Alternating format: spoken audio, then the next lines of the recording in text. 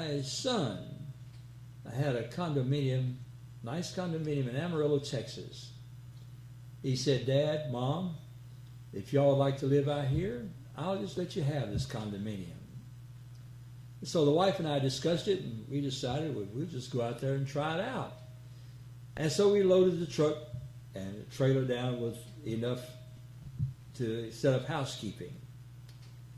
And we left Fort Worth. It was traveling the interstate, and the wife said, "How's the gas?" I said, "Oh, gas is just fine." I traveled on that interstate past Fort Worth and got further and further away, and she said, "How's the gas?" I said, "Oh, it's between half and a quarter." And got on down the highway a little further, and I noticed the gas tank was getting on down toward a quarter of a tank, and I was pulling a trailer loaded down with house goods to set up housekeeping, and wasn't getting very many miles a gallon. So I thought maybe I might better stop and fill up somewhere. But by this time we were way out on a highway, and then West Texas highways don't have a whole lot of towns in between, and certainly not a lot of gas stations.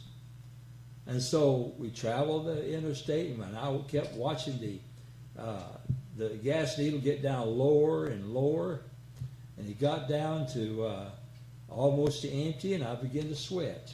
No gas station. Sometimes it pays to listen to the little woman.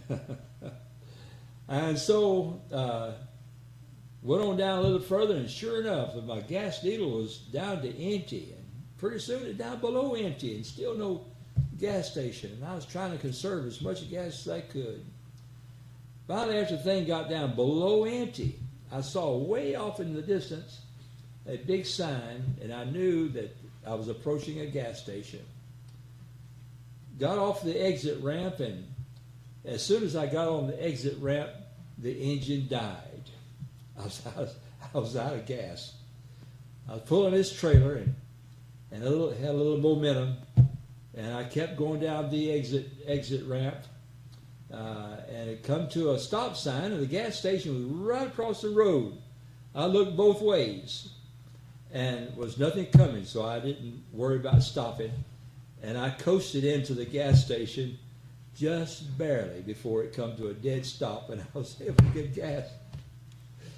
So I told this little story because I want you to keep this in mind. It takes energy, it takes oil, it takes gas, without energy, without oil, without gas, nothing happens. Everything comes to a dead standstill. And the most horrible thing in the world is run out of gas way out on the West Texas highway, like I almost did.